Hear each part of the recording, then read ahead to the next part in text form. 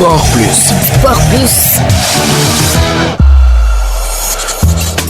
Bonjour et bienvenue dans votre rubrique sportive Sport Plus. Parlons à présent de l'affaire des 18 supporters sénégalais au Maroc. Une audience d'appel fixée. L'inquiétude persiste toujours avec un nouveau rebondissement dans le dossier alors que leurs avocats pensaient la procédure close. Après le jugement en première instance, le parquet et la partie civile marocaine ont finalement interjeté appel. Une audience est toujours prévue le 16 mars 2026. Dans un communiqué largement partagé sur les réseaux sociaux, l'ASC Lebougui, comité des supporters Lion Rouge, dont certains membres figurent parmi les personnes détenues, annonce avoir été informé d'un appel introduit par les autorités marocaines. Selon le communiqué, Maître Patrick Kabou, avocat en charge du dossier, a indiqué que le parquet et la partie civile marocaine ont fait appel à la décision rendue en première instance. L'audience devant la juridiction d'appel est prévue pour le 16 mars 2026. L'avocat affirme d'ailleurs avoir été informé de cette situation seulement récemment par le greffier, alors que ce dernier lui avait assuré depuis le 6 mars qu'un certificat de non-appel lui serait délivré dans les plus brefs délais. Une situation jugée confuse par les soutiens des détenus. Dans leur message, les auteurs du communiqué appellent l'État du Sénégal à renforcer la défense de ses ressortissants, estimant que la bataille doit être à la fois juridique et diplomatique. Ils interpellent également le roi Mohamed VI afin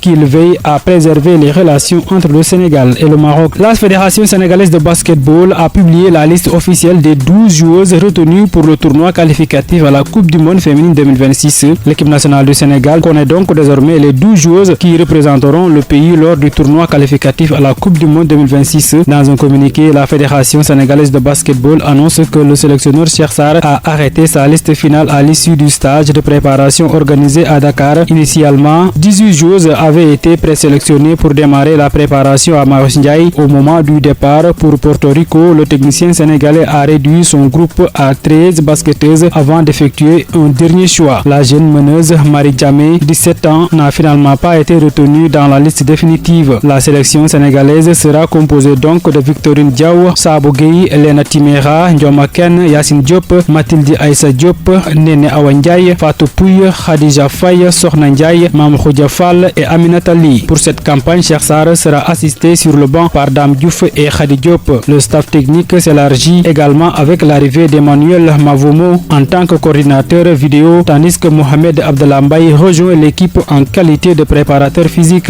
Les Lions tenteront donc de décrocher leur qualification pour la Coupe du Monde lors de ce tournoi qui se tiendra du 11 au 17 mars à Porto Rico. Ismaïla Sarr a reçu lundi un prix spécial pour ses performances réussies à la CAN 2025. Le virevoltant sénégalais ces dernières semaines avec Crystal Palace a été honoré par l'association des footballeurs professionnels d'Angleterre. Le Lion a reçu un prix pour les performances réussies avec ses compatriotes sur les terres marocaines, une distinction qui vient célébrer un joueur qui construit petit à petit sa page dans l'histoire de la Premier League. Le Real Madrid a officialisé lundi la blessure d'Alvaro Carreras. Le latéral merengue manquera donc le choc face à Manchester City en raison d'une lésion musculaire au mollet droit. Carreras est contraint donc de déclarer forfait pour le choc de ce mercredi entre le Real Madrid et Manchester City. La Maison Blanche a communiqué sur l'état de santé de son défenseur suite aux examens pratiqués sur notre joueur Alvaro Carreras par les services médicaux du Real Madrid. Il a été diagnostiqué une lésion musculaire au mollet de la jambe droite. Son évolution sera suivie de près, a précisé le club madrilène dans un court communiqué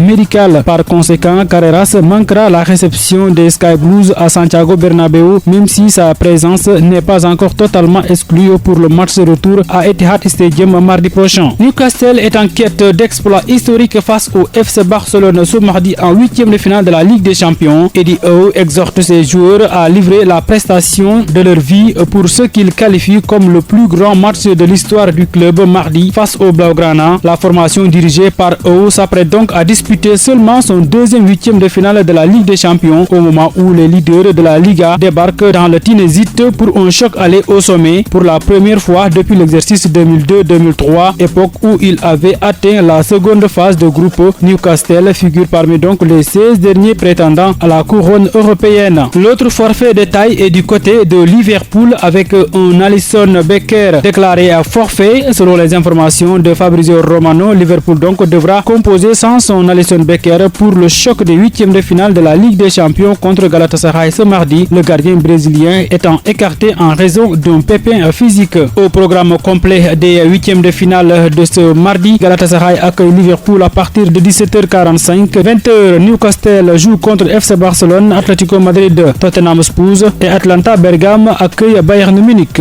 C'est tout pour aujourd'hui dans Sport Plus. Merci de l'avoir suivi. Rendez-vous demain pour un autre numéro.